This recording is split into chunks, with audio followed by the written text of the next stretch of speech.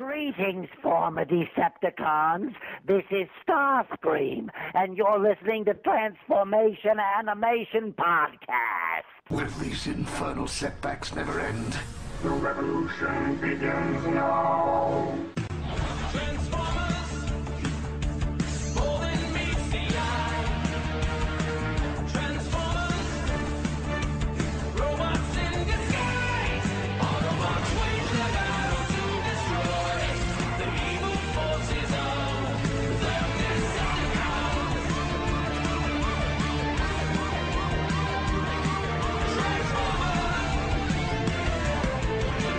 Transformers. The universal greeting. Bioweed, grana, wheat, knee bong. Well, I just thought it was funny. Again, it's like, if I have to explain the joke, it's not funny anymore. You know? Some people just don't get it, though. Like I said, I didn't get it at first either, but then I remembered the name of the movie, and I was like, oh, that's funny. But it was really fun. Again, what really makes it for me is I can hear Steve in the background going, "My precious." It just made me giggle every time. Okay, all right. And with that, hello and welcome to episode 13 of Transformation Animation Podcast. I am one of your hosts, Steve, Joe, and Mike, and joining me is the ever chipper Steve Megatron. Hello. Good day. And Pecan Court Michael. Hello. Hey, how's it going? It's going. And today in the dreaded episode 13. God, I feel we should be, recording this episode on like Halloween or something like that, or Friday the 13th or something like that. I don't know. It's very close to Halloween, actually. Yes, it's getting close. It's getting close. What are your kids going to be this year, Michael? Oh boy, Gavin decided he wanted to be Batman. He Nice loves choice. Batman. He Yeah. is the goddamn Gavin. He is the goddamn Gavin. The goddamn Gavin man. So, he wants to be Batman, and then Aiden, for some inexplicable reason, decided that he had to be Robin. Oh! Wow. And yeah, so I'm kind of torn about this because, I don't think that boys should dress as Robin. Because it has a bad connotation? I know, he's kind of, yeah, exactly. I like it when girls dress up as Robin. I think that's kind of hot. Yep. And Aiden and I have met a couple girl Robins at conventions. Always cool to see. But, a little kid dressed up as Robin kind of rubs me the wrong way. It's like, Well, he could be Damian Wayne. yeah, exactly. He's the legitimate badass son of Robin. Batman, so there's no way that there's that exactly. going on. And see, the funny thing is, the first thing that I think of is the Jeff Dunham skit with Melvin the Superhero. Do you like Batman? Oh, please. Grown man in a rubber suit running around with a young boy. I don't need x-ray vision to see what the hell is wrong with that. Well, it's even more wrong because, Gavin's 3 and Aiden's 5, so you got the height difference there. Where you got Robin towering over Batman. Okay, this is kind of weird, but Aiden really wants to be Robin, so it's like, all right, cool. They have a Robin suit for 5-year-olds, so I hooked him up, and he looks pretty good in the Robin getup. I tried to get him a Young Justice Robin, which is more black and red and yellow than green and red. Yeah. Because the green... there are Robin costumes out there that you don't just need the Burt Ward 66. You don't need that. You don't need the hardline metal leather looking, but Chris O'Donnell version. So I mean, there are Robins out there. It's not a real version. That's not a real version. Hey, but no, they have the Young Justice version, which is black and looks pretty good, but it's not Robin. And most people probably wouldn't get it. I think the costume that he has is more Teen Titans. It's not the Burt Ward green underwear on gray tights. It's right. more, it's Teen Titans. It's more. I suppose if you have the internet, you can look it up and see. I know what you're talking about. Yeah. I've seen the Teen Titans Robin suit. Exactly. Yeah, but I mean, it's still green and red, but it's not. Burt Ward. Yeah. trying desperately to hide the proverbial bat pole. Oh. I can see who's going down the crapper this episode. Oh man, you're killing me. Again, it was a part of that Jeff Dunham skit, which I'm gonna have to put between the intro and the first episode. Real bad pull. Oh, you're killing me. Yeah, so there's that. Yeah. So anyway, superheroes for Halloween. Awesome. I might dress up as Alfred. We'll see. That actually creeps me out. And then just go up to your kids and be like, "Do you require anything, sir?" Exactly. Maybe I'll get to drive the Batmobile. We'll see. I pointed out to Michael in an email before we started this episode that there's something he needs to look into since he is an iPhone user. He needs to look into Evernote.com because they have, I believe it's a free application. It is. I actually have Evernote. And I like Evernote, but the problem is I can't use Evernote because the iPhone app is well, it used to be pretty crappy. From what I understand, it's gotten better, but as it has gotten better, my iPhone has gotten crappier. So as soon as I get my new 4S, I'll start using it again. Okay, yeah. Because I'm sure that it'll have Surrey dictation and all sorts of neat tools that I don't currently have that'll make it a lot easier to use. Oh, that. Yeah, no, I like worst Evernote. voice thing ever. What? Well, I can't say it works great, because I've been playing with it on Chrissy's phone, and it makes for a nice joke if you ask her inappropriate things, but other than that, it's useless. Actually, it works pretty nice. I mean, Chrissy, for what it's intended for, Chrissy asked it, well, I need a raincoat tomorrow, and it told her. She said, "What's the weather for Sunday?" It told her, and she'll say, you can't ask it to make you dinner reservations or to buy tickets to the movies, but you can ask it for, the phone number for a restaurant or, when the movie times are, because it can find that page and show you. Yeah. Yeah, it's interesting. I mean, we had a fun time playing with it, but, it's still in beta. There's a lot more that it will be able to do eventually, I'm sure. Yes. So one of the reasons why I pointed that out to him, because I wasn't sure if Michael knew about Evernote, was because after last week's episode, he sent me an email basically saying, "Oh, hey, here are my notes that I forgot." And one of them gives me actual nightmares. It would be awesome, but it gives me a nightmare because tiny T-1000 baby in a Cabbage Patch. I cannot see a Terminator Cabbage Patch doll. And yes, we forgot to mention that Sari did give Isaac his gray hair, his white hair streak. Yeah, kids will do that to you. Yep.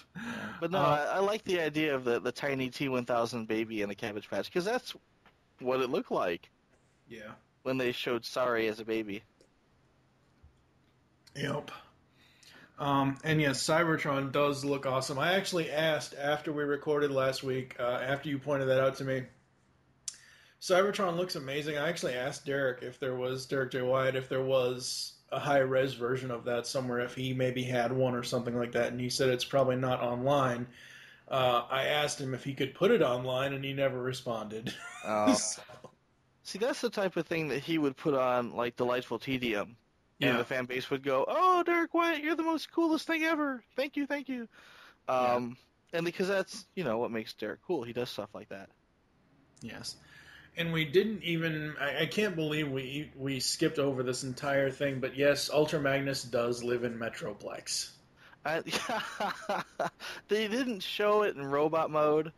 Well, no. To be honest, if I had seen it in robot mode, I'd want a toy. Yeah. It's like an Omega Supreme. I want an Omega Supreme toy. And seriously, if I saw a Metroplex figure, I'd, not even a figure. I'd be happy with just a mock-up of the city mode, because you see it and you know what it is. It's my inner fanboy is just jumping up and down and going, ah! it just made me happy to see that. Yes. So, Steve, what have you been up to? I hear you are getting into selling your voice, your vocal cords. Yes, I'm becoming a vocal whore. You said can it buy to me us. for $1. No, it's just Still trying to decide exactly how much you can buy you for, right? yes. I'll I'm buy trying to that figure for out how much you $1. can whore me out for. Didn't. But yeah, what I'm gonna basically do with that is try and make vocal like voicemails, ringtones, podcast stuff. Just maybe people want a goofy call-in character for one of their shows, something. And they're all gonna vary on price depending on what they are. Right. And I'm paid by the hour. yes, I'm paid by the job. Get over Never here, get paid bitch. by the job. Never get paid by the job. I know.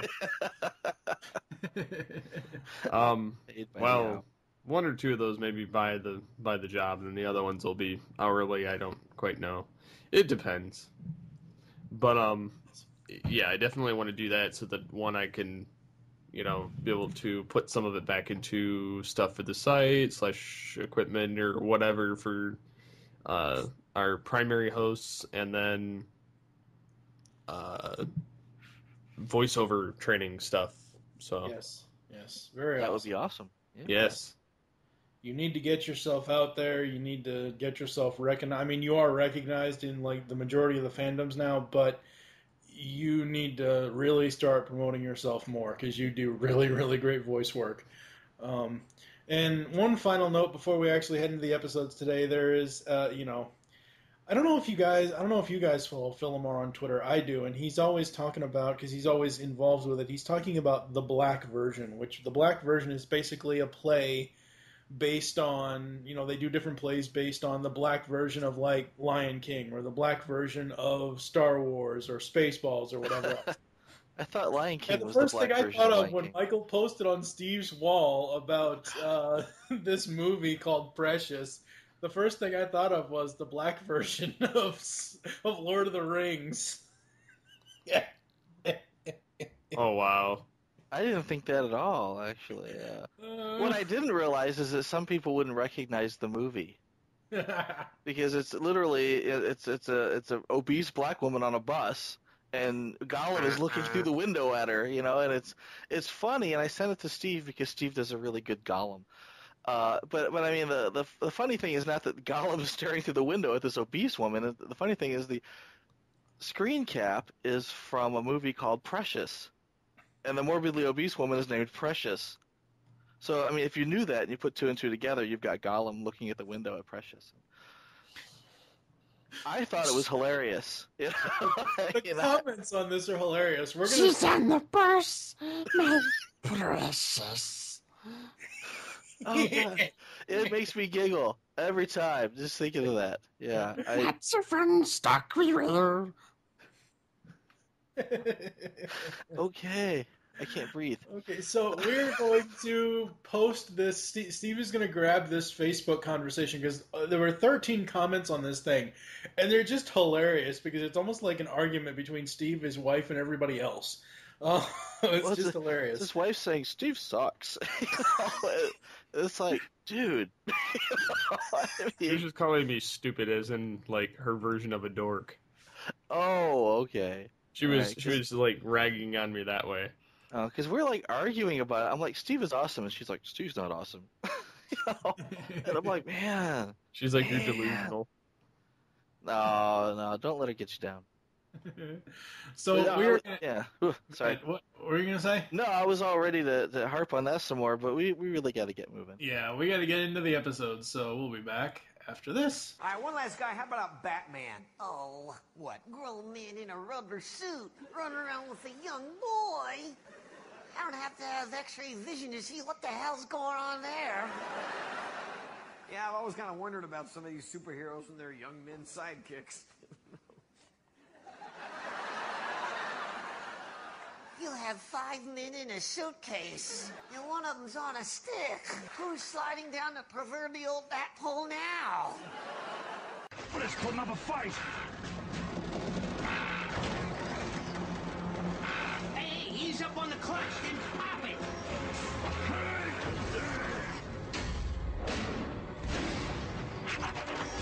What the slag is that?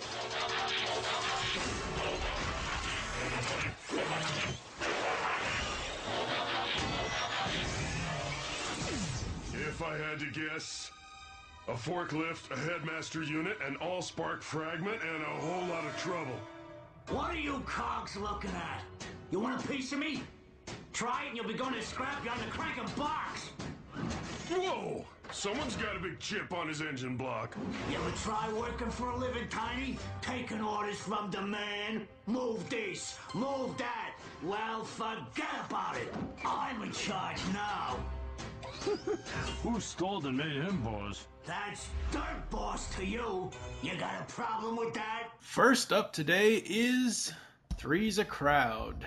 Oh, where is Jack Tripper when we really need him? Bulkhead and Isaac Sumdac try to rebuild the space bridge that Megatron had built. When Bulkhead convinces the Constructicons to help out, a combination of a forklift, a headmaster unit, and an all-spark fragment gives birth to Dirt Boss. You say it like it's impressive. I did that intentionally because I'm going to tear it to shit in a minute. In a world where a headmaster unit and a forklift and an all-spark fragment combine. In a world where your head becomes a whole robot. Nobody cares. Okay, Bulkhead and Sumdac arguing back and forth and trying to be funny. Like, I like the awkward... To me, it's not funny. It's more awkward. Because Sumdac specifically says, it's working for you is like, it's worse than working for Megatron. And then he's like, well, I didn't mean in like the evil take over the world kind of thing. And Bulkhead's like, yeah, I know what you mean. It's so awkward. It's not funny. It's awkward. Sumdac compares Bulkhead to Hitler. When Bulkhead is just a really dumb Transformer for the most part, except for his space bridge skills. Yeah. Right. Well, that's all well and good, but I mean, the last person that I know that compared someone to Hitler got fired. That doesn't work out for people's career. Apparently, this isn't the Bayformers universe. Oh, thankfully not. Yes. But I like that this is a bulky episode. Yeah, basically you got Bulkhead and a little bit of Sumdac in there, but it's mostly, this is a Bulkhead-centric episode, and they take the rest of the cast and they, send them off on a wild lugnut chase. Don't even get me started on that. That's a whole friggin' weight issue right there that I'll get into later. I don't think this episode was necessary. This is probably the one episode out of the entire season 3 that could be thrown away, or they could have done something else. They could have shown us Team Athena on Cybertron, recovering. They could have shown us more new characters, not the same old story here. And yeah, I know I just said that there are no new characters. I mean, Dirt Boss is a new character, but yeah. Oh god, they could have either done that, they could have done that, or they could have given us true, actual fucking Constructicons that fucking combine into fucking Devastator, for Christ's sake. Well, that's what I'm thinking here, is that this is not a throwaway episode. If there had been a season 4, these characters, and maybe a 4th or a 5th, would have ended up combining in season 4. I mean, it's obvious that Headmaster is going to be a Devastator head at some point. No, I mean, seriously, the one thing that this episode did is they got rid of signal dampeners. Yeah. I was afraid I was going to say that wrong. Signal dampeners. Dampeners, yes. But I mean, they had a solid purpose in season 2, but in season 3, it would have given an unfair advantage to the Decepticons, so they scrapped those completely. Yeah. So that's, goal number 1. Goal number 2 is introduce these new Constructicons so that we can get a Devastator in season 4. Yeah, I guess, but... okay, so most of us here have seen in reruns Batman 1966. I believe all three of us have seen both Grumpy Old Men movies, all the Rocky movies. I think this person passed away before this happened. Yeah.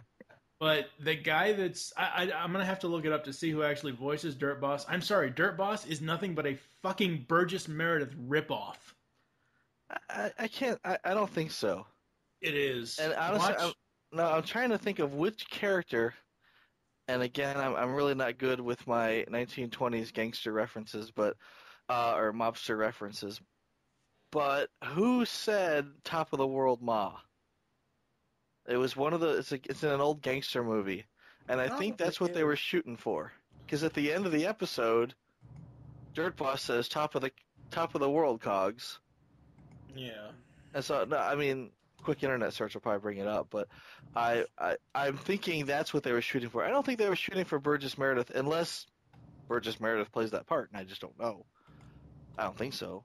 I don't know. I'm not really sure, but as soon as Dirt Boss started talking, the first thing I heard was a combination of the Penguin from '66 Batman and Rocky's trainer in the Rocky movies, and they were both played by Burgess Meredith. And I'm like, seriously? Burgess Meredith dancing around, going, "You got a problem? You got a problem? You got a problem?" I could go on. Yeah. You got a problem? I even had a note for later in the episode when they're, I think, when Bulkhead was fighting with the three Constructicons, it's so the only thing the Bulkhead versus the Constructicons episode was missing was like bang, pow, poof. It's like the cheesiness of the 1966 Batman villains. It just is. Maybe if by cheesy you mean body parts inexplicably and possibly inappropriately stuck into other people's orifices, then yeah, cheesy. So this is a Bulkhead episode, and the rest of the time the other Autobots try to lift a lug nut. Fuck this episode. They're playing with some tug nuts, and I can see where it's kind of a throwaway in some regards. I also do agree with you, Michael, about the fact that if they did have longer, they probably would have introduced more Constructicons and had them combine. Because it is fairly obvious that one of them would be a foot, one of them would be a head, and one of them would be an arm. Right. Something like that. Or something to that regard. Yeah. But I could see where they needed this episode to finally put an end to the most hated Headmaster unit. Yeah, I've got a note about that later that I'll talk about. I can say honestly, I prefer this over the Headmaster any day. Well, yeah. Besides the fact that they showed that they like to drink. Yeah. But I'm not going to jump ahead with my note, but my note about the Headmaster unit is in reply to what Kevin will talk about later in his clip. So, what else did you like or didn't like about this one, Steve? Do you have any other things you want to bring up? I'm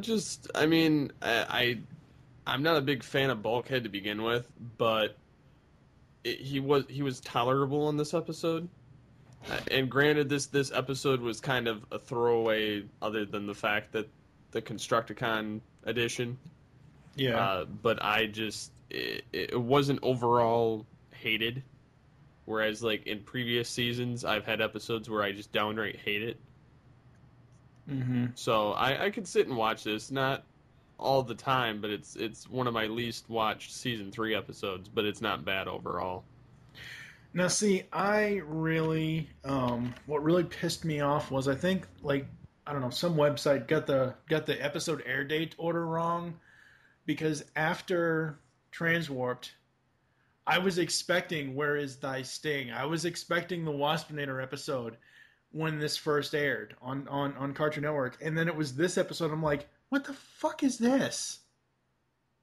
Oh, God. I don't know. Michael, what do you got for Three's a Crowd? A few things, actually. Okay. I was on mute there for a second. I was watching James Cagney in White Heat on YouTube, and this was James Cagney going, "Top of the world, Ma." Oh, okay, that's what it was. Yeah, I was just looking that up. A few things. Sumdac Tower. I'm not entirely sure how tall it is exactly, but apparently every floor above the lab has 100-foot ceilings. I just thought it was weird. It's like, shouldn't this be going through like 4 or 5 office levels before it hits the bottom? It seems kind of strange that there's only, 3 levels down, and each one seems to be like this huge abyss. But I like that we finally get to see Mixmaster and Scrapper again. And they're when we first see them, they're at a strip club. Yeah. No, they're not at a strip club. They're at a car wash. They're at a strip joint for cars. It looks. Yeah, it's like, check out the chassis on that one. Oh, they're not at the strip club. Okay. Hey, baby, look at that shiny bumper. It's yeah. I mean, they're basically chugging down beer and watching cars undress because they get into that. I don't know. But Hasbro won't let fans do dubs of episodes and put them on a DVD set. But they'll let them drink and make at a strip club jokes. Thank God, Scrapper only comes back one more time. I think this is the last time we see Mix, but we will see Scrapper again. But if you had a choice, would you want Masterson in the Headmaster unit, or would you want the Constructicon? A Dirt Boss? Yes. I'd take Masterson over Dirt Boss any day. Oh, I'm afraid I have to agree. I like Masterson. I mean, I like the gamer speak. That's two evils to me. Yeah, I mean, honestly, would you rather have, total ownage time, or would you rather have, you got a problem? You got a problem? You got a problem? I mean, honestly, I found that so annoying. It was grating on my ears. I would rather watch that over Masterson. The sight of Masterson in the show it drove me bonkers. All right. Well, I'm more used to Masterson now that we've seen him like 3 or 4 times. Yeah. Rather than Dirt Boss. Yeah, we've only seen him once. But I like that the Constructicons, and this is more of a throwback to G1, I think, but the Constructicons love building things more than they love their allegiances. Yeah. Up to a point, right? Right. I mean, even in the beginning, they've got their Decepticon logos that they've had branded into their chests with hot irons, and yet they're still gonna go help Bulkhead with his building project because they love to build. This is what they love to do. Yeah. And I thought it was funny. Bulkhead's like, guys, we could still paint some Autobot logos on you, and he's like, oh. Yeah, sure. He didn't say anything like, dude, these were branded into our skin with hot irons. This doesn't come off. Yeah, because that was what I was thinking. But, yeah, I mean, up to a point. They're, up until they have Cerebro shells drilled into their forehead, in which case the allegiances come out. But I did notice that is what I didn't really catch on to that at first until I watched these episodes, and I'm like, wait, why are they using Bombshell's weapon? Why does Dirt Boss have Cerebro shells? That makes no sense, but whatever. Why are you hitting yourself? Stop hitting yourself. Stop hitting yourself. Stop hitting yourself. I am not. You are hitting me. It sucks. Ow. Yeah, so that was fun. I enjoyed it. I like the Cerebro shell idea. We're never going to see a Transformers animated Bombshell. So it was cool that they incorporated this in there. Yeah. I almost wish they would have put the Insecticons in. Yeah. Well, again, we can always dream for a season 4, but I don't know. Yeah. I like, I want to say it's Fossil Fuels. But I just call it Sludge Industries. Sly Sludge Industries. Well, because, they've got Sludge as their logo. Yeah. Or G1 Sludge. I mean, it was the big Dinobot. It was cool. It was really neat. And, since we didn't actually get a Sludge Dinobot, they kind of worked him in there somehow. But I really appreciated that. I like seeing Sparkplug. Sparkplug on his way to Sheboygan. Oh, yeah, that's right. Sheboygan. That's just fun to say. Sheboygan. Yeah. It's that place in Michigan. Is it? Well, No, it's in Iowa, isn't it? No, there's a Sheboygan in Michigan. Oh well, apparently there's a Danville everywhere. So I was about to say, two groups of people in two separate parts of the country both came up with this word to name their town as Sheboygan. All right, sure, okay. I mean, I'm sure we could, if we really wanted to research this, I'm sure we could find multiple towns in multiple states. I mean, look at Springfield. Almost every state has a Springfield. Okay, yeah, it's a spring field. I don't even know what the hell Sheboygan means. I know it's an Indian name. Okay. That's right. Derived from the Indian term Milwaukee, which means by the river. Wow. All right, anyway. I was quoting Alice Cooper there, in case you didn't. Yes, you are. Yes. Okay. So, Dirt Boss being happy to throw Mixmaster under the bus, because he's expendable. Yeah. And for some reason, he's got a wrecking ball lodged into his wrist. No, he doesn't just have some wrecking ball lodged in his wrist. He has Bulkhead's wrecking ball lodged in his wrist. That makes it sound even worse. And he's holding his balls for him. Exactly. Talk about fisting he's holding his balls. So he's holding Bulkhead's balls, and he says, "Bulkhead, what do we do about these balls?" And Bulkhead says, "We'll put some grease on them. Let's grease them up." And that worked, but Would still, you like some lube with that grease? That's exactly what he did. Lube him up, yeah. And then But they got drunk, and they all had a big orgy, and It wasn't. Well, this is coming up actually, because when he finally does come loose, he flies directly into, God, I want to say Long Haul. He flies directly into Scrapper, and Scrapper ends up getting his fist stuck in his chest. so he was fisting his chest. And he's fisting this gaping wound in his chest. I'm thinking, this is just wrong. I mean, it's comical in the sense that again, body parts being stuck in inappropriate areas. How often does this happen? I can see two cars, one rear-ending the other, and their bumpers get locked. I mean, that happens, but they're not sentient. It's like, oh, my bumper seems to be locked in your bumper. Maybe we could pry that out somehow. But no, these two people are actually going to die because one has his fist lodged into the other one's orifice. And that's the way they like it. An orifice, oh my god. Sorry. So he got this big hole in his chest. He shoots things out of it. But yeah, my only real problem with this episode is that they all blew up before they could combine. That's what she said. See, my problem is you need at least... The way I view the Constructicons is G1. Okay? 6 Constructicons form Devastator. You would need 3 more to form Devastator. Right. Well, I could see 5, maybe 6 might be overkill because Devastator was weird. All the other combiners all had 5. But if you look at G1 chronologically...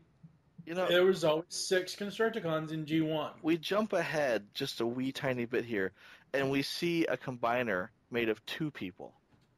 And they're small people. So when they combine, they're still not as big as, I don't want to say the rest of your deluxe size Transformers, but they're still not as big as everybody else. So it's like if you had 2 Bumblebees smashed up into each other, they would still only be as big as Ratchet, let's say. But here we have 2 Constructicons who we know are bigger than all the other Transformers on the show, except for Megatron. Yeah. I mean, they're bigger than Lugnut. I mean, they're big. And if those 2 were to combine, let's say, I don't know, one becomes both legs and one becomes both arms, and then you've got a Headmaster unit sitting on top of it as the head, that would be a really big Transformer. Right. So no, even with just the 3, I could see that working. Possibly. Possibly. Possibly. But no, I mean, I watched the entire episode thinking they're going to combine. They're going to combine. They're going to combine. And they didn't combine. They didn't combine. They were too drunk. Combine. Yeah, they were too drunk off the oil. They drank that whole sphere. They just look. And then we mustn't forget that Lugnut was liberated by Ramjet. Yeah, Oh, yeah. the liar rescues him. He says, "Liberate me," and then he's like, "Sure." He's sure. He says, you're not going to say anything about this. And he goes, "Oh no, I promise." And I love the liar. You know, I love the liar and I love the suck up. I really just enjoy the idea of all of these Starscream clones having little bits of his personality. But these 2 bits of his personality are my favorite. Yeah. As far as what I mentioned earlier about the whole all these, with the exception of Ratchet, I mean, you've got Prowl, Bumblebee, and Optimus trying to lift, I almost said Long Arm, Lugnut out of the crater. So you have 3 skinny bots trying to lift a big, fat, heavy bot. And the first thing I thought of, and I know this is bad, the first thing I thought of was, when I first was in state's custody at one of my placements, they sent us away for like a week, not a week, but like a day-long, trip to commune with nature and obstacle course. You see it on TV all the time about kids' obstacle courses of work as a team to lift this person up over this object. Well, sadly, at age 13 or 14, I was probably, I don't know, 150 pounds, I guess. And they tried lifting me up and over, and it didn't work. So that's the first thing that really offended me about this episode, was that you have 3 skinny bitches trying to lift this fat bastard up out of the crater. That's just wrong. I know it's wrong. Let's just move on, and do you have anything else for this one, Michael? I don't think I could top that, thanks. All right, then, we're moving on. Who's there? Never mind. I don't want to know.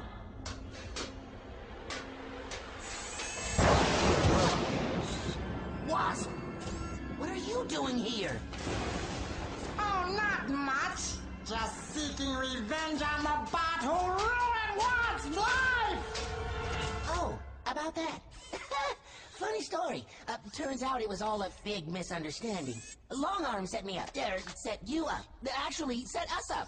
We're both just victims here, right, buddy?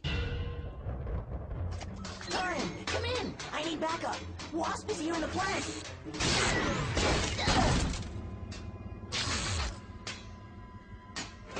Wasp and Bumblebot a lot alike, but one innocent and other guilty. Up next is Where Is Thy Sting? A crazed Wasp finds his way to Earth to exact his revenge on Bumblebot, but the elite guard follows him. When Wasp swaps places with Bumblebot, Bumblebot must try to convince the Autobots that the elite guard who he really is. So basically, will the real Bumblebee please stand up? Okay. Ah. I was going to say Slim Bumblebee, but that didn't make any sense. And did anybody notice the really, really awesome G1 reference in this episode? Steve, did you notice? Because apparently Michael missed it. I probably missed it. The G1 reference. Happens in the very beginning of the episode. There was one episode in G1 where Optimus Prime tried to coat himself in mustard. Oh, no. I think that happened, yes. The face in the background of the video game Bumblebee and Wasp play is Torque 3. Torque 3 was the main character in a G1 episode titled Day of the Machines. Yeah, that's pretty obscure. That's not obscure. Everybody, I remember Torque 3. What I liked, though, is that they actually had Snake Eyes as in the Ninja Gladiator game. Yeah, that was awesome. That was cool. Joe reference there. That was so awesome. I liked that. And I wasn't sure. I'm like, that looks like Snake Eyes. Yeah. But yeah, I think Derek Wyatt actually confirmed that. Yep. I just love Jazz. Anything Jazz does in this series is just awesome. Tigatron Stadium in here, too. But what? There's a place called Tigatron Stadium. Oh yeah, that's right. Yeah, that comes later. They just showed it like in the background. I don't think they didn't actually. Well, yeah, it's going to show it episode, more. In the next episode, they actually go there. Yeah. Sentinel still can't drive on Earth, and it gets worse in the rain. It's true. Sentinel is still the worst character. Yeah. You know, actually, as somebody who drives to and from Chicago every day, The minute you get a few raindrops out of the sky, everyone forgets how to drive. And everyone becomes Sentinel Prime. It's like, turn into the skid. They're like, running into people, and it's ridiculous. It really is. 10 times worse is the first time it snows. Yeah. Because it's been at least 9 months since anyone has seen snow. But Sentinel is a fucking snowplow. He can deal with the snow. That's true. He doesn't like to play with his plow. Now, this next note, I want you guys... Mr. Plow. Mr. Plow. I'm the Plow King. The Plow King. Yeah. It was a dark and stormy night. Yes. This next note is probably going to have discussion from all three of us, especially Steve. Wait until I finish before you interrupt with your arguments.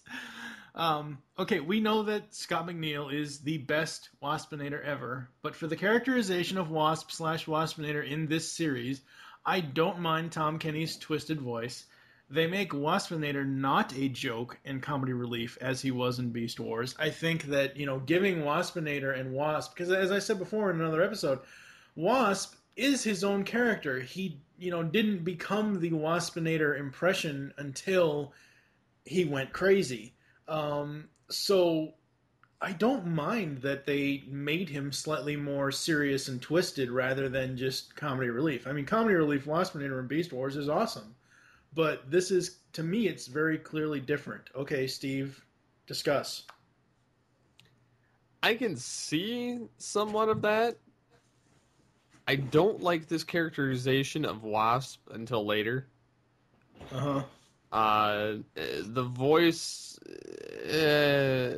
while he did a good job on it, it's still, because I'm thinking Scott McNeil, because of the original Waspinator, it's just tough to sit and listen to this character. Yeah. Not saying I don't like the character, because I do, and I like the concept of how they show that he goes nuts before his final episode later on. And I kind of think, being that he, practically raped Bumblebee, stole his armor, and well, I mean, there's a scene where he's got him pressed up against the floor, and he's sitting behind him, and just bow chicka wow wow, and then they all of a sudden have different armor. The only difference is the eyes, but nobody notices the eyes. Or the speech pattern, but nevertheless, wow, you got really dumb. But, but yeah, I mean, I'm not the huge fan on this character to begin with, but he's not bad, and Tom Kenny did do a good job with it for what they were having him portray, because obviously he's not meant to be comedic at all. Yeah, he's just supposed to be dark and this wounded mentally character. Yeah, and see, that's what I like about it, because it's an homage to Waspinator, because Derek J. White has always said on Twitter and wherever else, he's always been a huge Waspinator fanboy.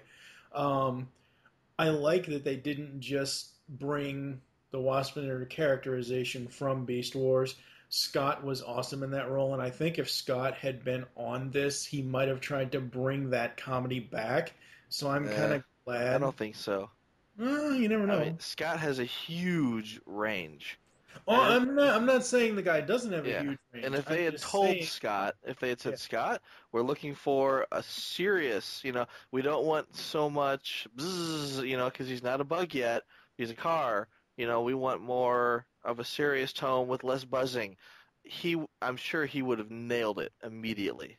And I'm not saying that he wouldn't have, but what I'm saying is, you go to Peter Cullen and say, Peter, we need Optimus Prime.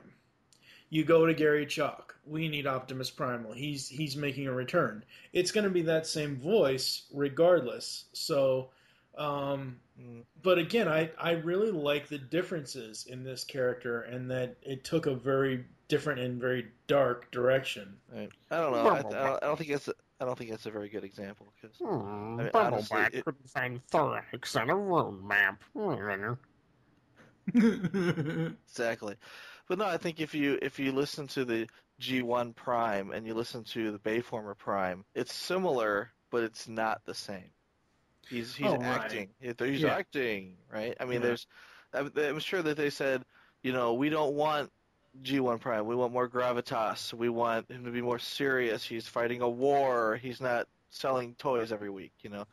And I'm sure Colin went, okay, I can do this, the same thing with Scott. I'm sure Scott could pull it off, and I'm still aggravated that they did try to get him in on that. Well, maybe they did. We just don't know if they could have. Maybe he had other commitments. Yeah. You never know. The way I see it is, I wanted to bring up what our correspondent had said about Wasp's voice, but I will bring up instead what I thought about Wasp's voice, and I think he sounds like Stitch. Yeah, he kind of does a little bit. Lilo and Stitch, and that bothers me. It's like, why does he sound like Lilo and Stitch? I love Stitch. Stitch is awesome. I do love Stitch. Yeah, okay. Anyway, I like that character, and it bothers me when he. Going back to what you said, these Autobots have to be the dumbest robots ever. Going back to what you said about the eye color. Seriously? You're looking right at Bumblebee and he has purple fucking eyes. You mean to tell me that you don't realize it's not him? That and the fact that he doesn't speak proper English. Oh, God. Yeah, it was a glitch. I know. But I will say, That's what he said. It's a glitch. I absolutely loved when Wasp ripped off his face mask. I thought that was awesome. The Frankenstein version of Wasp. I thought that was awesome looking. You could see his brain. Yep, it's pulsating. It's pulsating. And then we have the strange jets that transform, and you have a fireball right down the middle. Thanks. Okay, I know both Tom Kenny and Phil Lamar voice Jetfire and Jetstorm respectively, but I seriously cannot tell that it's them at all. Like, I cannot hear any of Tom's voices in Jetfire, and in Jetstorm, I cannot hear Phil's voice at all. I hear more robots, like sound effects, than anything else. I just cannot. I could not tell it was them. I actually had to look on the wiki to see who voiced the characters. I'm wondering why they would go with that particular mannerism. Let's say the Russian kid. Well, they did choose the twins in the Transformer movies, so they had to have twins in the animated series that were more acceptable. Well, these twins, they're tolerable characters. They're not the best characters, but I don't outright hate them. And plus, it gave kids a new combiner type with Safeguard with just 2 instead of 4 or 5. Okay, great. Yeah. Michael doesn't like Safeguard. It's a crappy character. It's a crappy toy. It's just, I didn't even open mine. I just couldn't. I think I opened all of my Transformers animated toys with the exception of that one, just because I don't think it's a good toy.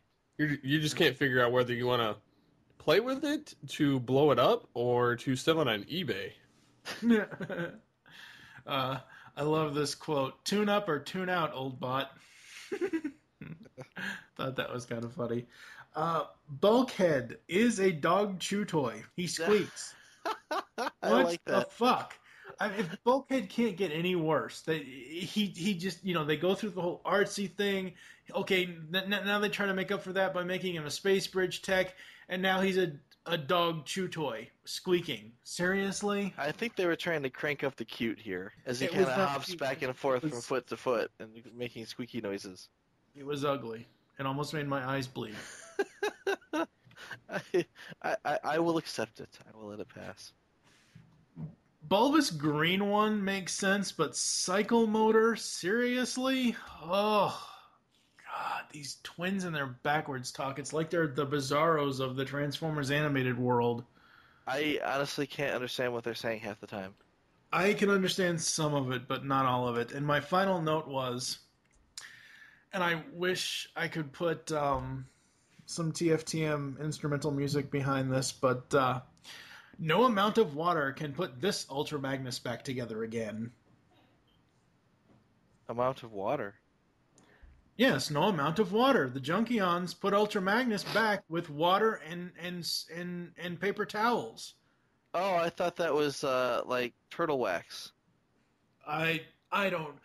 It's the same thing though. It's my point is there is no reassembling this Ultra Magnus like Lincoln Logs or like building blocks like they did That's in right. TFTM. Yeah, because Wreck-Gar's still at the bottom of the lake. Yeah.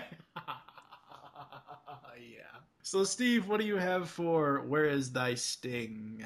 Overall, I find it interesting this episode. Just the whole plot between Wasp and Bumblebee, because the wrongly accused thing, and then you've got Shockwave disposing of certain Autobots, which I kind of thought, Magnus is supposed to be this big, all-powerful bot, and he gets his ass kicked.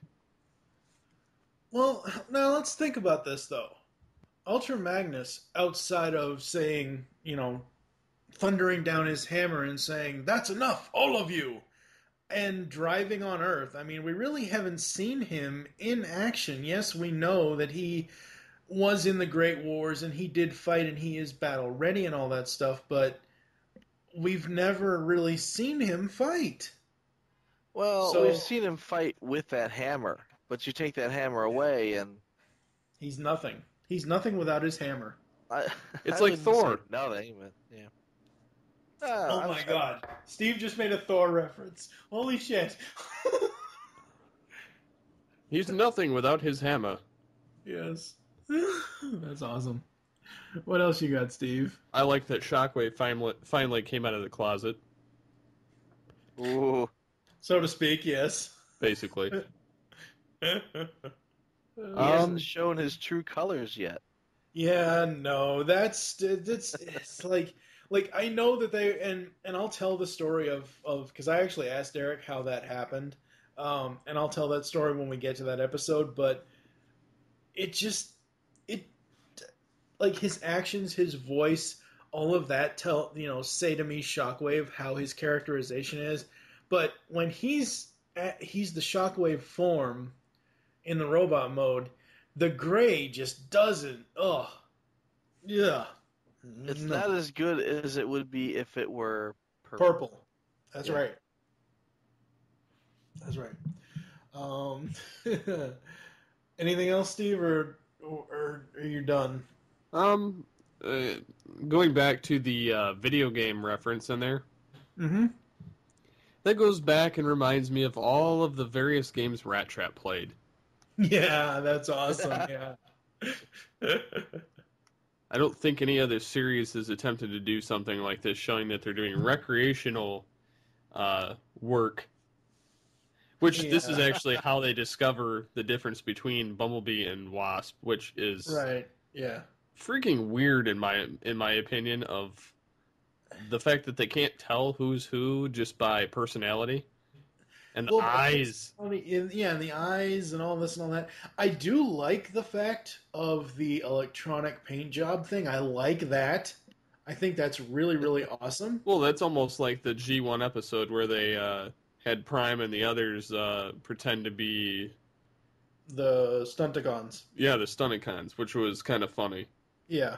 But I mean, I think they actually painted them. I mean, they used probably paintbrushes or rollers. No, I thought it was like a hologram that they were. Yeah. Like a Hound projection. Yeah, I think it was a Hound projection in G1. Whereas this is a device that electronically changes your paint color. I think that's kind of awesome. I think I'd like that on my car. That would be Press a button, it's a new color. Wake Don't up on need to Monday. wax. Wake up on Monday, I have a blue car. Tuesday, I have a green car. Wednesday, I have a black car. People will be like, you must be rich. Yes, if only you knew. Every time I drive out of my garage, it's a different color. Yeah. But no, it would be great for like robbing banks. Oh, God. My getaway car turns around the corner and it's a different car. And you change your license plate. That's right. Because, paint on your license plate is still the same as paint on your car. Yeah. Of course, yeah. So what do you have for Where Is Thy Sting, Michael? Well, I like that they brought Wasp in for an episode, but the identity swap plot device is pretty weak. And that, given the fact that this is just the A story, and the B story is basically an excuse to introduce the twins, Jetstorm and Jetfire.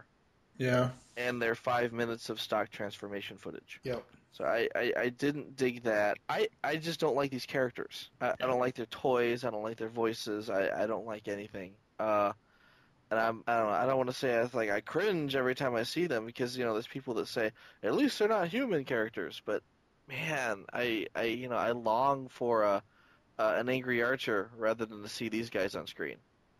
It's annoying. They're not as annoying as Dirt Boss, though. Well, granted, but he blows up and goes boom. So yes. Yeah, they teleport him out to sea and then he goes boom. I was reading the TF Wiki on this episode, and they insinuate that Bulkhead isn't acting very Autobot-ly. Look at that. You coined the TFG1 phrase. I get $1 every time everyone says that, so don't say it. Yeah, basically, Bulkhead is attacking anything that moves here. It's like, what? It could be Wasp? Oh, I'm gonna kill it! And it's like, it's not really Wasp, it's Bumblebee, painted up as Wasp. I don't care, I'm gonna kill it anyway. And he's trying to, throw his wrecking ball at him. I love how they do the Bulkhead flashback where Bumblebee as Wasp says something, and then it just super anime imposes over, it super zooms into Bulkhead's eye, because it's like, holy shit, you're right, Bumblebee. Oh yeah, that's not Bumblebee. And then of course you have, Squeaky. 5 minutes later, then you have Sentinel saying, we'll take them all in. Yeah, to kill them all, Ultra Magnus sort them out. You say kill them all, let God sort them out, but no, it's yeah, we'll bring them all in and let Ultra Magnus sort them out. Yeah, that's funny. Ultra Magic. He's now a Harry Potter character. Wow. Yeah, that was just me mispronouncing things. I'm sorry. Wow. Yeah. What else you got? That about covers it. I mean, I see this episode as a throwaway. I know that they bring Wasp into in this episode so that they can reintroduce him for a later episode, which is great. And I really like where he's going. Yeah. But again, I like that they brought him in. I don't like that they used the B story to introduce the twins. I mean, they could have done a lot of more interesting things here with this, especially with this. They've been setting this up for ever since last season. Yep, with the whole traitor thing with Wasp, yeah. Yeah, and it bothers me that in the last episode, at the end, you've got Ramjet, the liar, and Lugnut basically sailing off toward the heavens, and then you don't see them for a whole nother episode, and it's like, well, I wonder what they're doing. Why aren't we seeing more of them plotting and scheming and trying to figure out where's Megatron and where's our teammates and what do we do now? Where's our place in the world? And as opposed to introducing these two new characters that I really don't like. Yeah. The only thing that really makes me mad, and we will get to this when we get to I think it's episode 18 of Transformation Animation Podcast, but when they first started releasing RCs and Rodimus miners and all this and all that, they had advertisements on those packages for repaints of Blur and repaints of Bumblebee. The repaint of Bumblebee was going to be Fugitive Waspinator, which is basically going to be a green animated Bumblebee, but he was going to have purple eyes and everything else. I never cared for the Waspinator toy. I just don't care for it, but I absolutely wanted Fugitive Waspinator, and we still have never fucking gotten that toy. And to be honest, that's a layup. I mean, they weren't even going to put a separate head on it. They were just going to use the straight-up Bumblebee mold. Yep. And repainting a figure, as much as we complain about it, it's a layup. It's easy to do. You've already got the mold. You've already got the tooling. It's done already. Yep. Just paint them a different color. Yep. So I think that's going to do it for Where Is Thy Sting? We're going to move on. Are you certain that's the helmet you saw? Absolutely.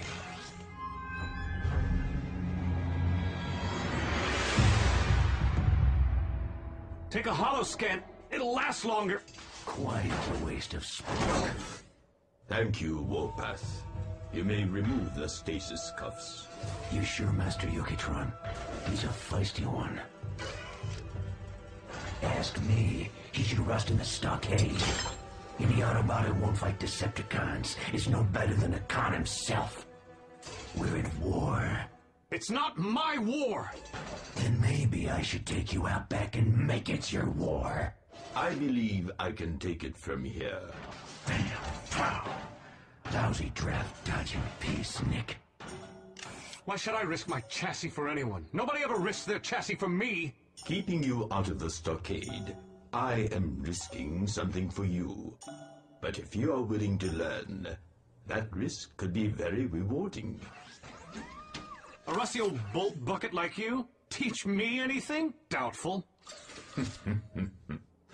I will make you a deal. If you can get out the door before I stop you, you are free to go, and all charges will be dropped. See ya!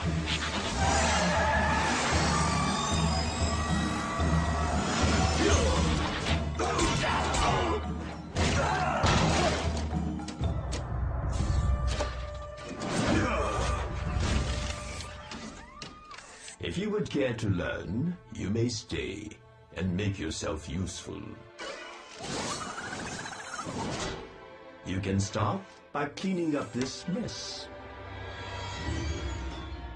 And finally up today is 5 Servos of Doom. Sentinel Prime has incredible success capturing fugitive Decepticons, Sunstorm, Blitzwing, Swindle, who is still frozen in vehicle form, and Lugnut. This leads Prowl to suspect he is getting help. He makes no bones about it.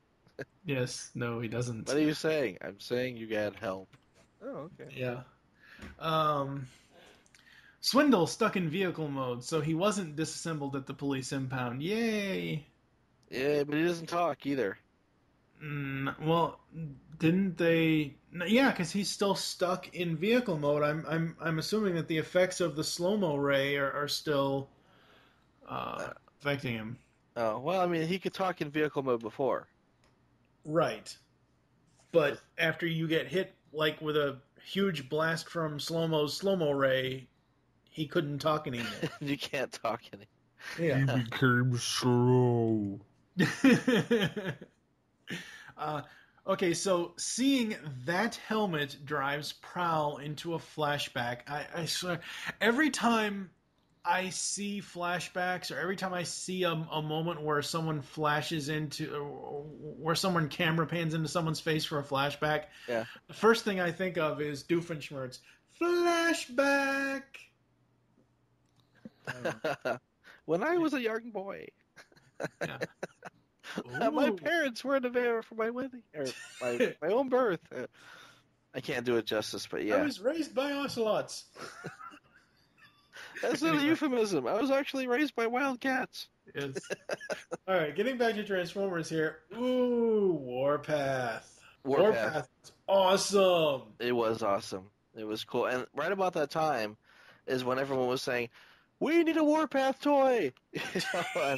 It didn't happen in TFA, but it did eventually happen.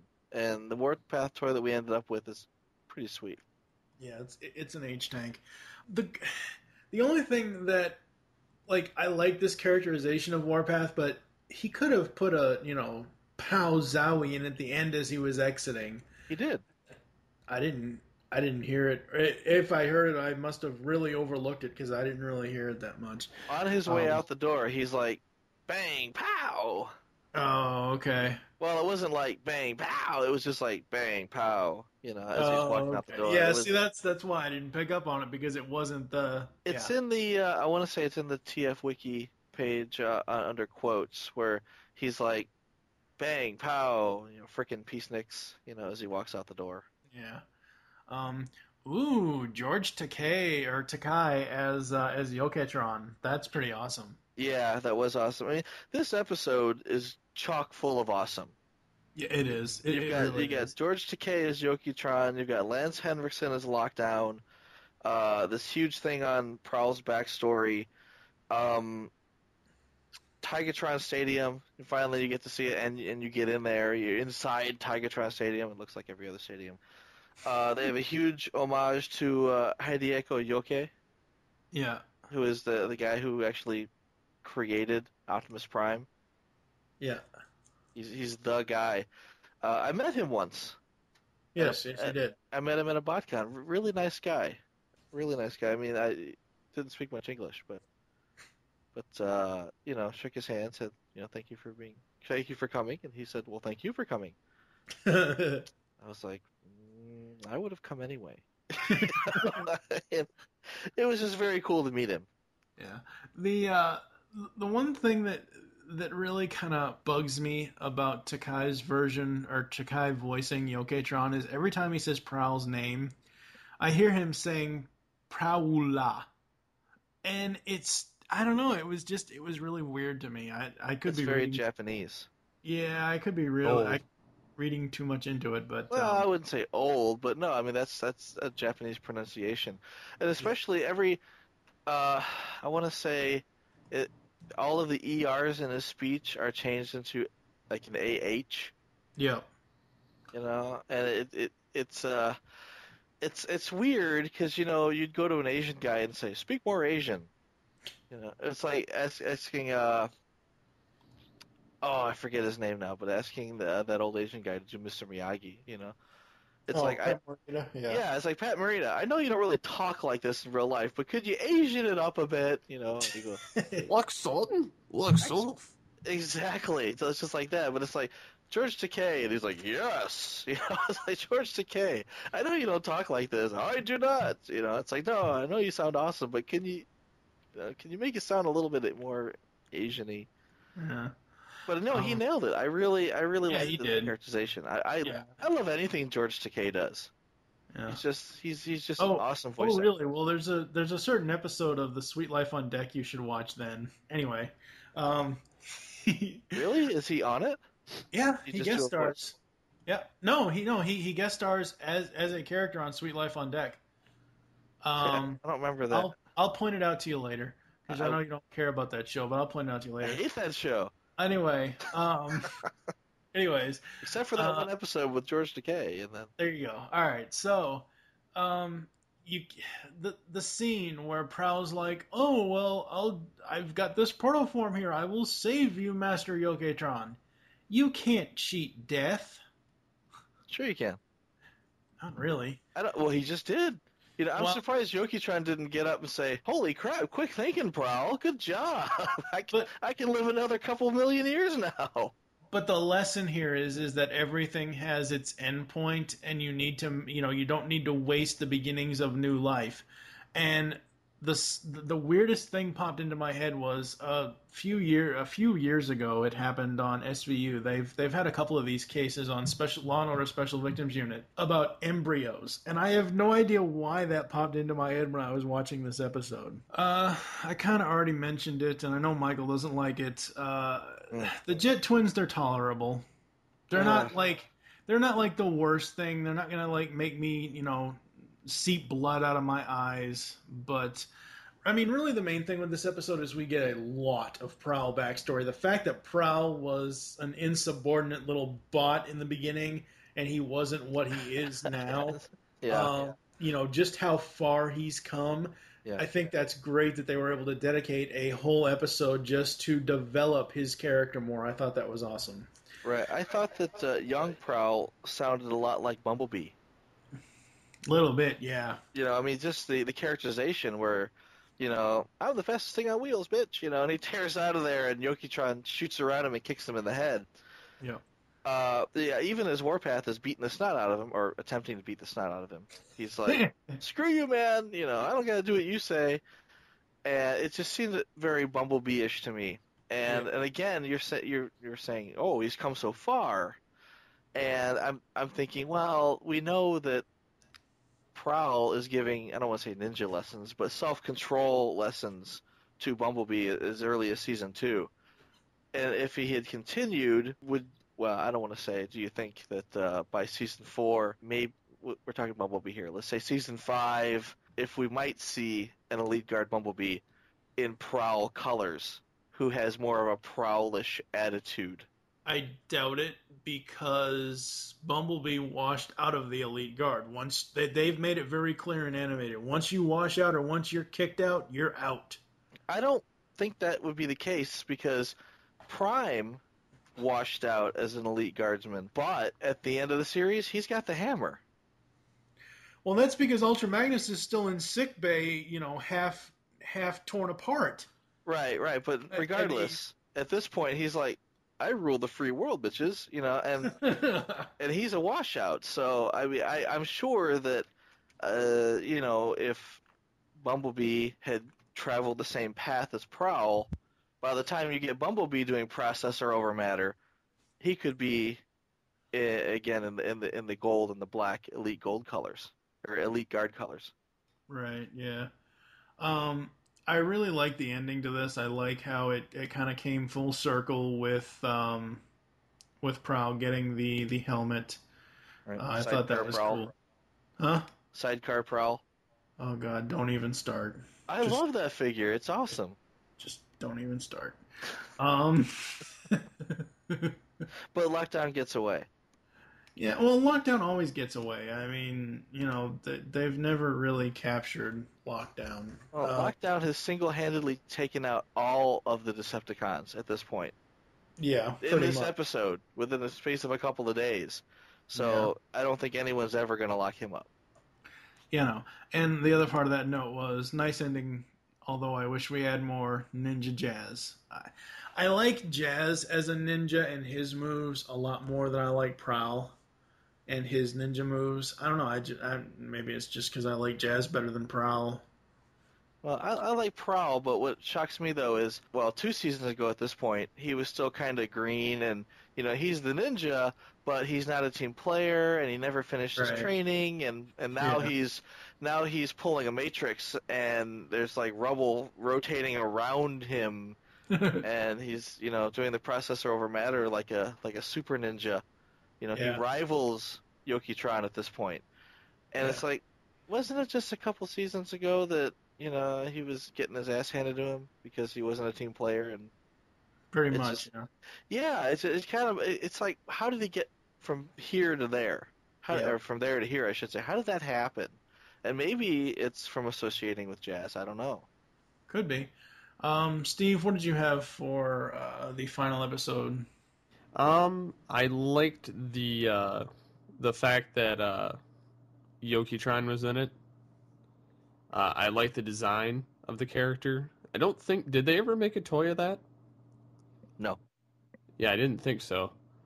I liked that they brought George Takei in there to play him. Yeah. That was kind of a nice touch. They always have him kind of come in and do the sensei type father figure, for any of that kind of stuff. Yeah. In a lot of series, so it was kind of nice to see him doing that. I think it's funny how Prowl saw him die and then tried bringing him back in another protoform, wasting the protoform. Because Yokitron's like, nope, just let me die. Yeah, that was... He just turns himself off. He's like... I have to turn gray now. We'll talk to you later. It's like, I'm one of the few characters on the show that gets to turn gray twice. See ya. Then he dies. But Warpath was kind of interesting. Nice touch in there. I like the fact that all the Decepticons were locked up behind force fields. Yeah, that was cool. And they were on display. It's like going to the zoo. I love the mouth clamp. They're on. I like Blitzwing's mouth clamp. He got 3. No talking. Yeah, that's right. No giving it away. All right. I like the suck up. He's like, you would be so proud of him. He slaps the clamp on. I'm like, shut up. The funny thing about the and going back to the switch of the protoforms, it looks like he took a Matrix out of the chest and moved it over. Yeah, it does look like that, doesn't it? Just because of the weird way they do that or handle it in the series. Yeah. Well, the fact that it has handles. Yeah, exactly. He wanted to put his love handles on him, but anyways. Oh. Prowl touched Yoki-chan in handles he should never see. Wow. Okay. Yes, I went there. Wow. Yeah, no, he grabs that Matrix and his rise. And he just Yoki-Trana's shoves it in prime. that other body. Well, that's not what I was shooting for. I was going for more of a G1 movie reference, but yeah. Well, he didn't glow and become a prime. Oh no! Oh my God, Michael, you're so horrible. Yoki-Trana's prime? Come on! How awesome would that have been? No, I just got the whole thing of what you were saying because once I got it, the line popped into my head. Arise, Rodimus Prime. Exactly. And then you hear the transforming sound, and then Optimus. Yeah. and Prowl's leaning over him.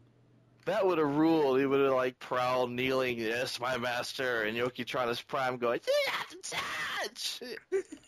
That would have ruled. With a disco ball in there. That room actually had a disco ball. That's right. Yep. They had all the pieces in place. It could have been epic. They call him Prowlatron. Oh wow. Prowl. Oh, okay.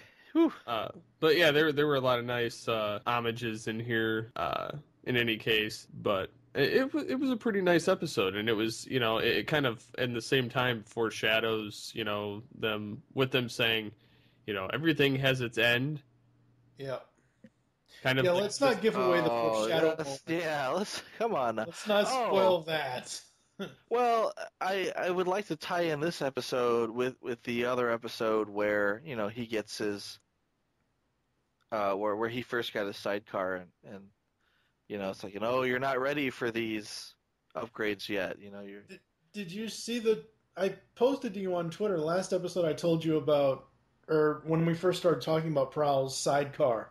I told you it reminded me of what the sidecar bike that Bulk and Skull ride in Power Rangers. Did you see that tweet that I made to you? Yeah, now you gotta put that theme song in there for when they're in their car.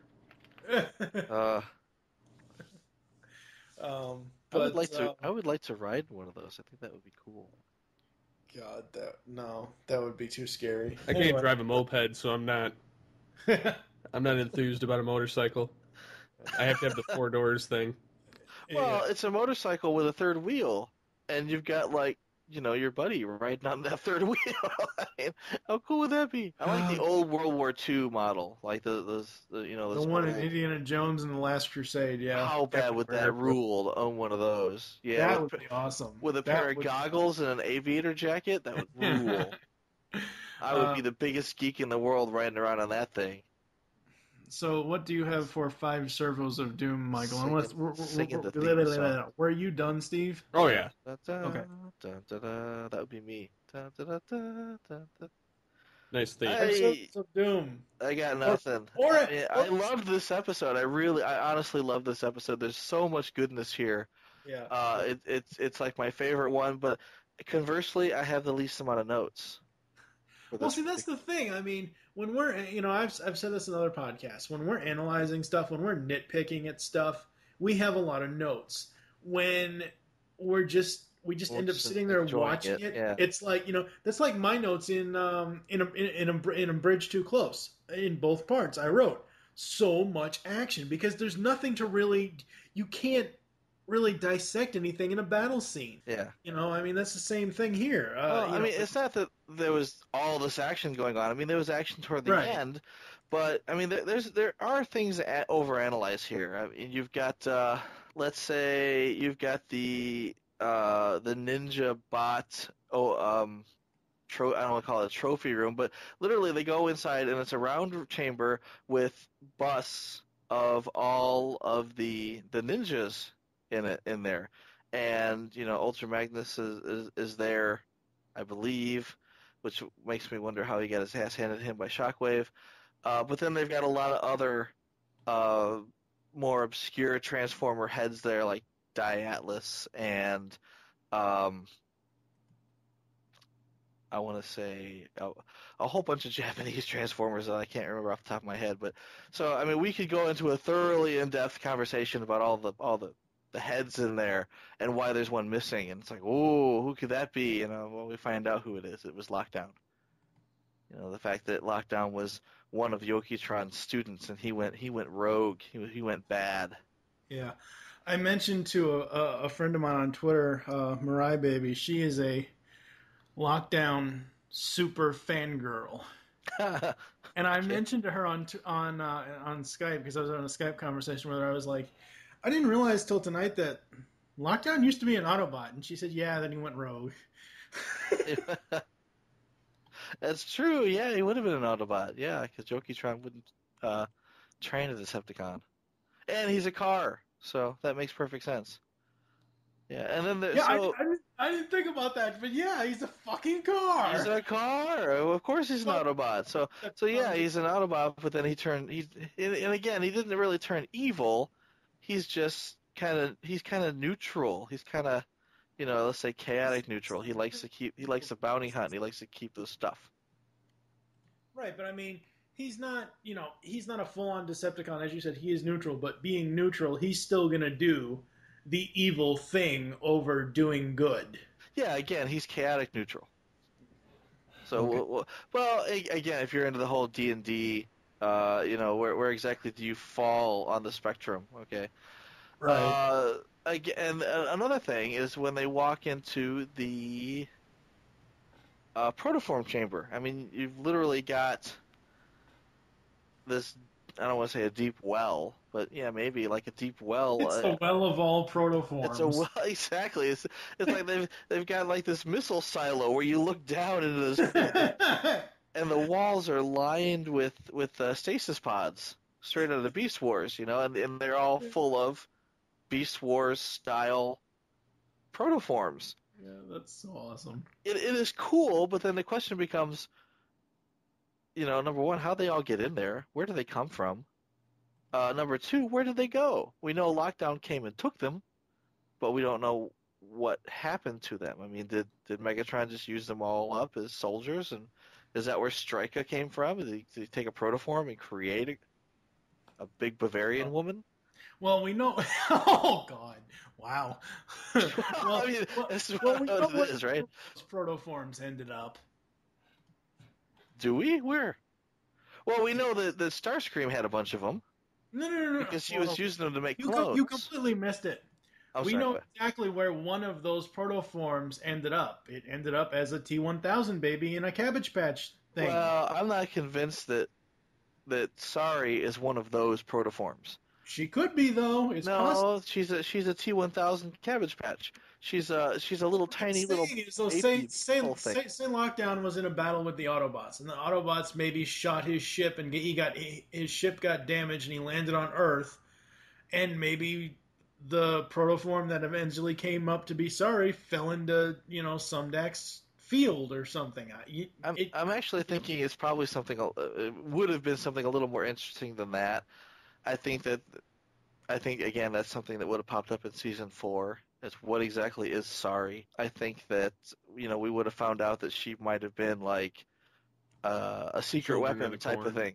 Well, no, but it's like they're going through all this effort to make this huge super robot, so Omega Supreme, Project Omega, and maybe there was a concurrent program that went the opposite way. We don't need this huge super bot.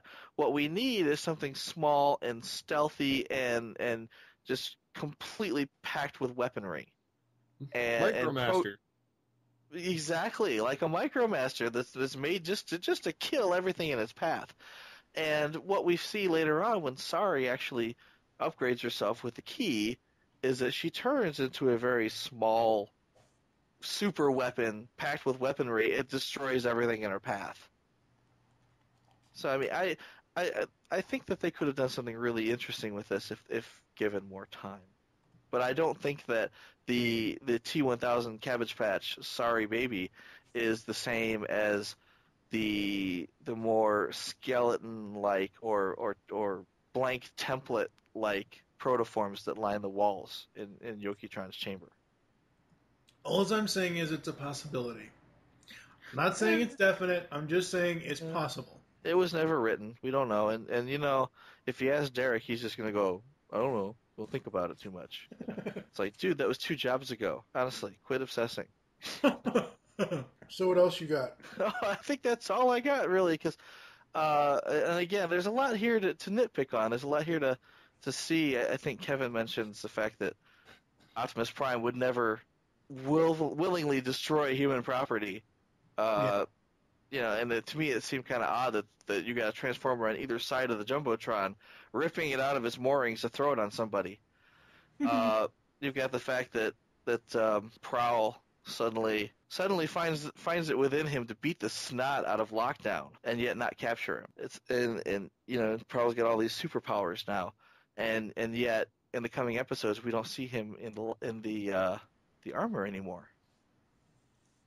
So I don't know. Again, there's a lot here. There's a lot here to play with. There's a lot here to discuss. But it's the type of thing where it's just so awesome that you don't want to write everything down. You don't want to nitpick. You don't want to obsess too closely on it because it's you're just enjoying the episode so much. Yep. All right, so we're gonna head to some ads, and then we're gonna go to Cybertron to hear what Kevin has to say. We'll be back to close the show after that. Transformation Animation Podcast will be back after these messages. Soundwave, jam that transmission! Rumble Frenzy, Ravage Rat-Bat, Eject, Operation Interference. No, there will be no Operation Interference. I am TFG1 Mike, and you should be listening to my very first podcast, the TFG1 Podcast. 24 episodes covering the entire U.S. run of the 1984 Transformers cartoon. I also have a few supplemental episodes and an interview with Stan Bush. I bring in guest hosts who will be full-time co-hosts in Steve Megatron and fan of the show, now co-host Pecan Court Michael. So check out the TFG1 Podcast. You can find it on iTunes and the web at www.geekcastradio.com. Transform and roll out!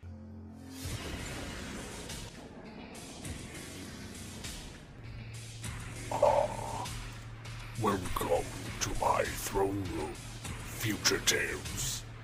The Beast Unleashed podcast is over, not gone. You can hear more of this great podcast, discussing all the episodes of Beast Wars and Beast Machines on GeekCastRadio.com. We include voice actor and writer interviews with stellar hosting by Steve, Mike, and Michael. Head on over to iTunes or the net, or else I will send you my vehicles to extract your spark and destroy you. Yes.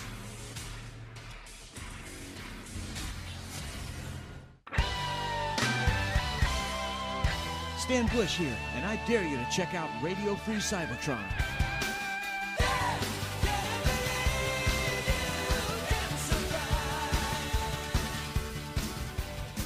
This is Brian Kilby, host of Radio Free Cybertron, the original Transformers internet radio show, and one of the world's first podcasts. First online in 1999. Yes, 1999. We've been doing this for a while. We are also the official podcast of tformers.com, and quite frankly, we're pretty awesome. So check us out, tfradio.net.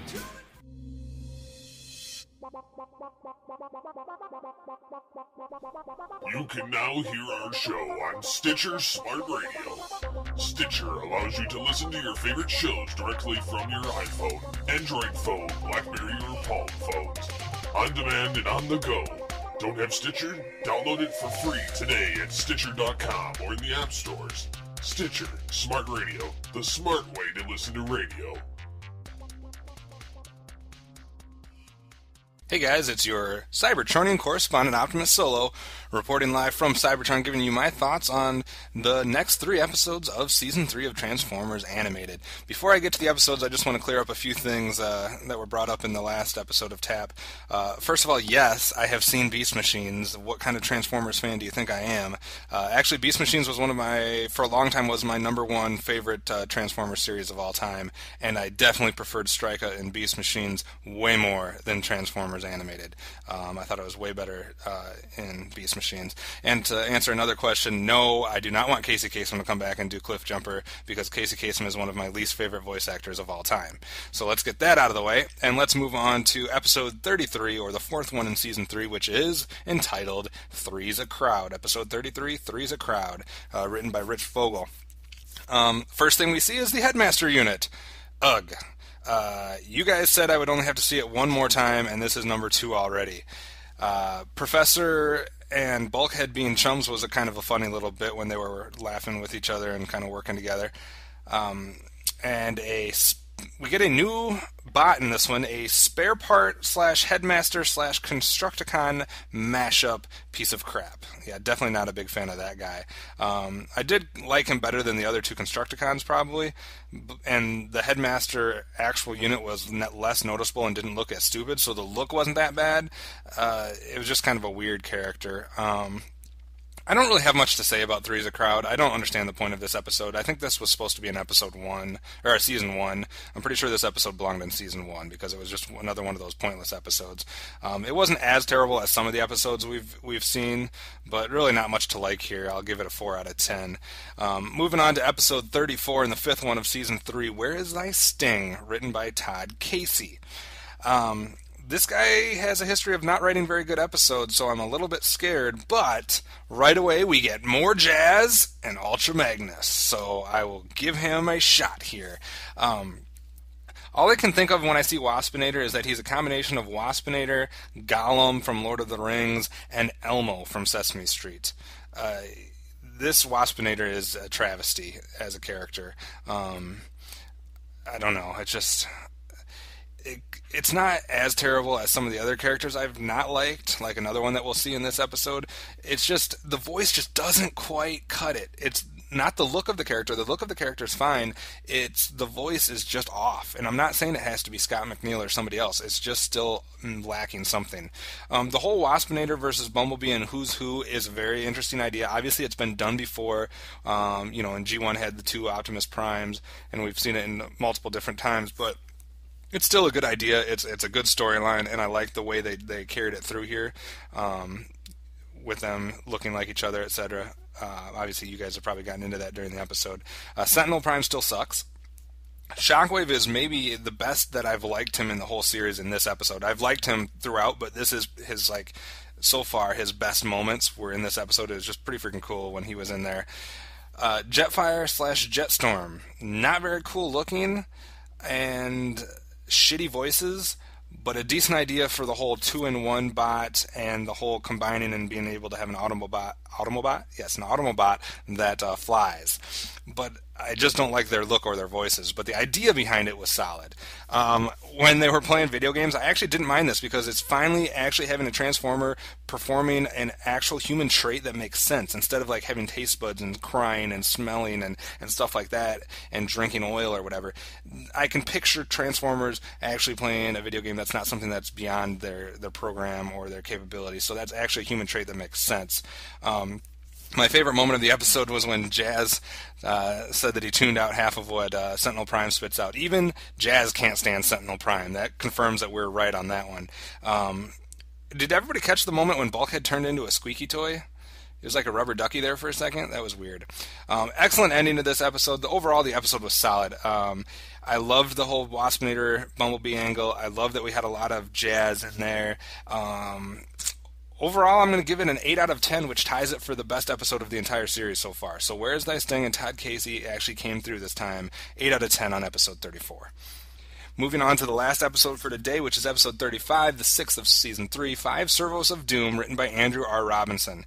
First of all, the obvious thing is you think of 5 Faces of Darkness, 5 Servos of Doom, so I'm scared. But the fact that Andrew R. Robinson wrote it is going to take away that fear, because Andrew Robinson has written 2 of the 3 best episodes of the entire series so far. So I have hope for this one. We see Warpath. Warpath is cool. Yokotron, although a decent character, has to be the worst Transformers name in history. It was a good voice, it's a good character, but the name has to be one of the worst names I've ever heard come out of a Transformers series.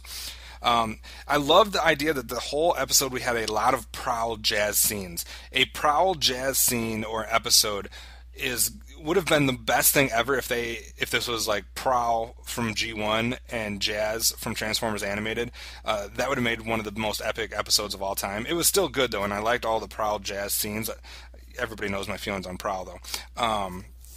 The close-up on the faces, though, when they reacted was really badly done from an animated standpoint.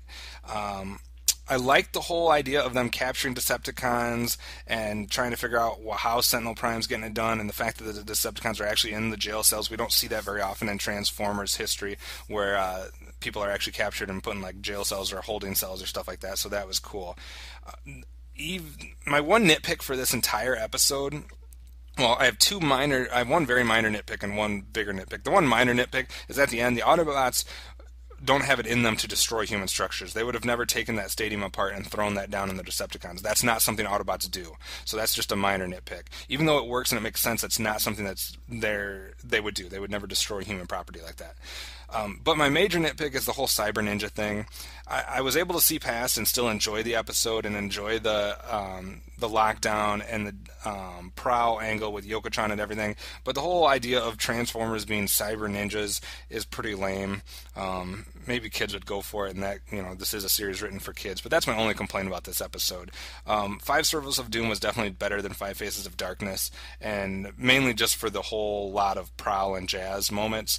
I'm going to give this one a 7 out of 10, and send it back to the guys on Earth. So far, we're looking good in Season 3. I did notice that Sari was absent from all of these episodes, and there was a very little humans in them, which is probably why I liked at least the last two. So we get 4 out of 10, an 8 out of 10, and a 7 out of 10. Let's see what the guys think of my thoughts here. Now back to Transformation Animation Podcast. Thank you to the Cybertronian correspondent. Yes, sorry, we didn't realize you were a huge Beast Machines fan. And in my own defense, it wasn't me that called you out on that, it was Wilson. Wilson did it. Well, it was totally me, but, I mean, still, it begs the question, hey, why are you bad-mouthing on Strika? Don't you know who Strika is? Yeah. It didn't seem like it to me, but... And his other point to us before we got into his episode notes was... he doesn't like Casey Kasem as a voice actor, so he wouldn't want Casey Kasem as Cliff Jumper in animated. Oh, yeah, I caught that. Now, I could see Casey Kasem as Cliff Jumper, but the deal is, Casey Kasem has one voice. Mm-hmm. He does one voice, and when you hear it, it's like, oh, that's Casey Kasem. It was the same thing in G1. When you heard Cliff Jumper, it was, oh, that's Casey Kasem. But I think nowadays, I don't want to say nowadays, but basically, in the last, 5-6 years, all of the characterizations of Cliff Jumper have been, Cliff Jumper the badass. I want to carry the biggest gun and charge headlong into the largest crowd of Decepticons that I can find. Yep. And I don't think that voice lends itself to Casey Kasem very well. Oh, no, yeah, right. I mean, I think in the animated series it probably would have, because of technically he's just a data clerk, or he's technically a secretary is what he is in this. Right. Sure, I'll buy that. But yeah, if you put Casey Kasem as Cliff Jumper, zombie Cliff Jumper in Transformers Prime, that would not have worked. No. Kevin said he doesn't like Strika in animated. The only thing is, it's not like they added her as they added the Constructicons. It's not like they added Strika to bolster the Decepticon ranks. They showed her as part of a team attacking the space bridges, because they kept mentioning these Decepticon uprisings at the corner of at the rim of the galaxy and crap like that. So you have to show some Decepticons, and I think it was a nice nod. And plus, again, as I said with Waspinator, Derek J. Wyatt is also a huge Strika fan. He actually has a Strika Puggle former from Cali. I think he has all of the Puggle former, well, except for the a couple dozen that you got. But out of actual Transformers characters for Puggles, we're going off here. 1, 2, 3, 4. If you have to count, there's too many. 6. I only have 6 actual Transformers Puggles. The rest are all just regular individuals designs. 7, actually. I forgot to count Cheetor. Okay, so getting into Three's a Crowd, the only note I had for Kevin was he basically called us out and said, you guys lied to me. This is the second time we've seen the Headmaster again. First of all, there's a huge difference between seeing Henry Masterson, the Headmaster, and just seeing the Headmaster unit being used. I mean... Exactly. It's Right. just the robot. It wasn't like Masterson showed up. And it was barely even that. I mean, it was just the unit itself, and it was there for all of 30 seconds. Exactly. So no, I don't count that as a Headmaster appearance. No. Steve, did you have anything to reply to Kevin on? No. Okay. You summed it up. You just agree with everything we say? Yes. Michael, anything to reply to Kevin on for Three's a Crowd? Not for Three's a Crowd. Okay. Where is thy sting? He says that Wasp's voice is a cross between something and Elmo. And I was like, Gollum. Elmo? Gollum and Elmo. It's more like Gollum and SpongeBob. I didn't catch Gollum at all. I could maybe see Elmo, but to me it sounded more like an Elmo SpongeBob type of thing. It's not McNeil. Sure, it's not McNeil, but come on. I mean, it could have been better. I would have been happier, but with something different. But I don't see Gollum and Elmo in there. Yeah. He mentioned something about the fact that the paint switch wasn't that interesting. What was interesting about it was how they did it. The button. It Yeah. seemed pretty lame to me. I mean, I liked seeing Bumblebee try to cover himself in mustard. I thought that was hilarious. I thought that was really funny. But at the end, it's like, oh, all I had to do is push this button and I could have changed back. I mean, eventually he would have figured that out, right? Yeah, probably. If he was smart. Yes, Sentinel still sucks. We all agree on that. Yes. For the most part. We all agree on that. Yeah. Automobot. Will the real Pecan Court Michael please stand up? We now have another person amongst our ranks making up Transformers words now. Automobot? He stumbled over his word and he's Automobot. So it kind of reminded me of your Autobotly. Oh, yes, that's a word. No, it's not. I coined it. It is. It's a word. You owe me $1 now for saying it. No, I don't. Royalties. Screw that. It's a kick in the lug nuts. Exactly. I agreed on what he said about Safeguard. I mean, Safeguard, it's a decent idea. It's just crappy execution. Yeah. Again, I didn't like the toy. I didn't like their voice. I don't like anything about them. Autobot plane brothers who combine into one big robot, I could deal with that, but I don't like these planes. I don't like the robots. I don't like the way they combine. I don't like their voices. I don't like anything about them. In fact, if you had pulled them out of this episode completely, we probably wouldn't have noticed. Probably not. They really had no place here. It didn't make any sense. Yeah. No, not really. Anything else to reply to Kevin on I almost said 5 servos. On Where Is Thy Sting?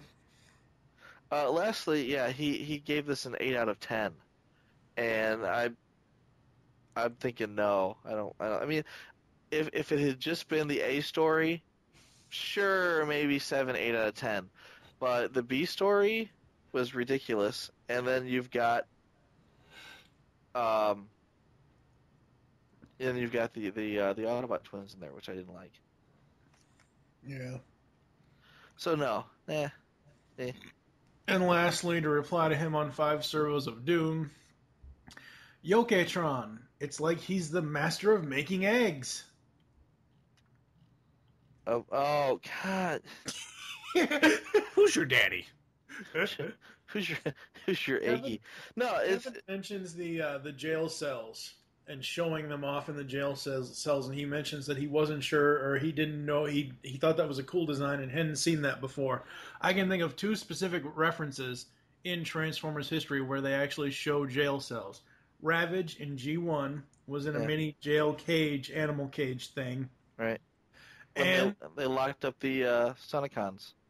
They locked up the Sonicons. Yeah. And in Beast Wars, Megatron was in Ravage's holding cell. Yeah. Oh, and that was more like this. Yeah, okay, I'll buy that. Yeah. But no, to go back to Yokitron, I mean, Yokitron's kind of a weird name, but again, it's a direct homage to Hideko Yoki. Right. And you got to know who he is to understand, why, this old Asian master is so important to the mythos. Why does this guy, out of all the other guys, get his own character? Right. It's because it's Yoki-san. I mean, he is the grandfather of the Transformers. He was designing these back in the Diaclone days. Yeah. And my last note for Kevin on Five Servos was he mentioned stuff about not seeing any humans this episode. You aren't going to see a lot of the humans in Season 3. Well, except for one episode, but that guy hates machines, so... Well, you see, you're going to see him, and you're going to see Sumdac. Well, yeah, but I mean, I think what he means about the fact that it's now more robot-centric. It's not, those throwaway human villain episodes. So yeah, and now that you find out Sari's a robot and she doesn't have a key anymore, it kind of makes those appearances a little more tolerable. Yes. He was complaining about cyber ninjas.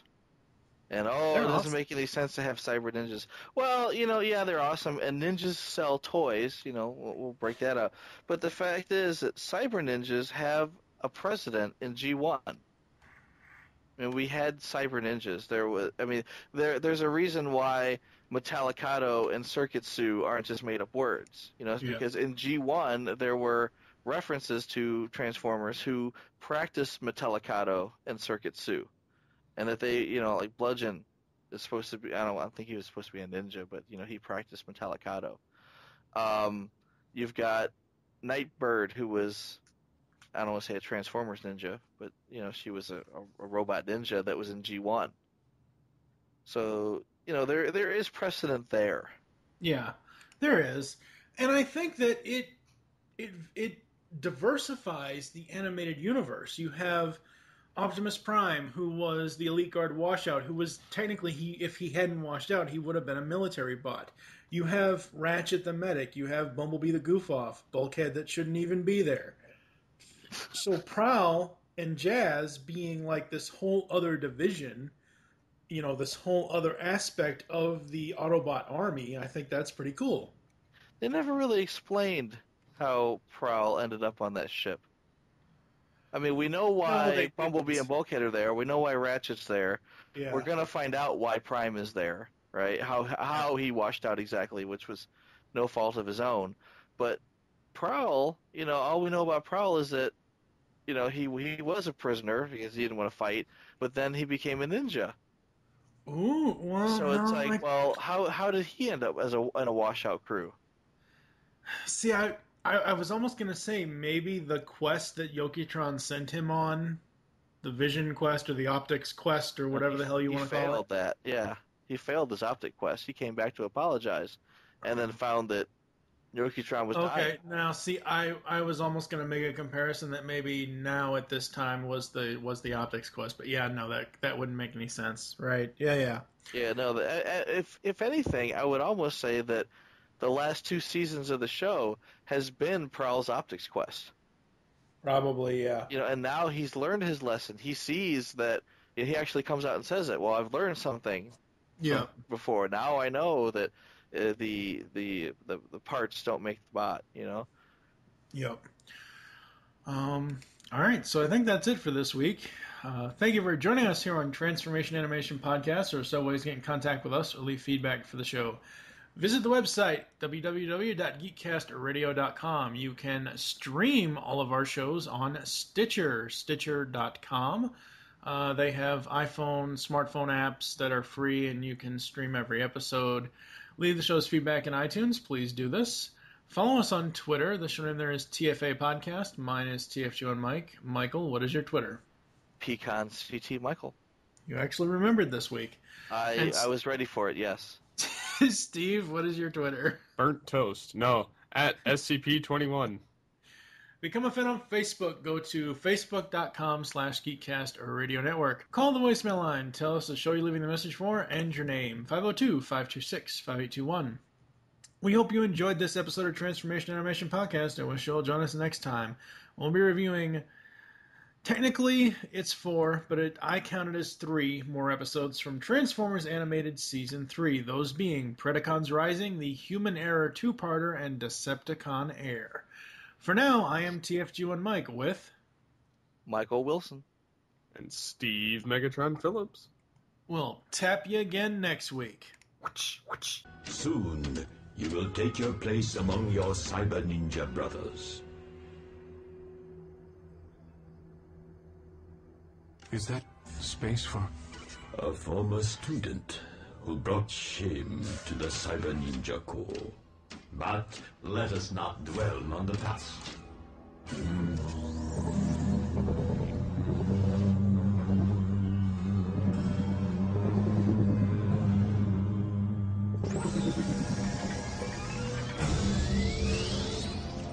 How did you... Processor over matter. Transform and roll out.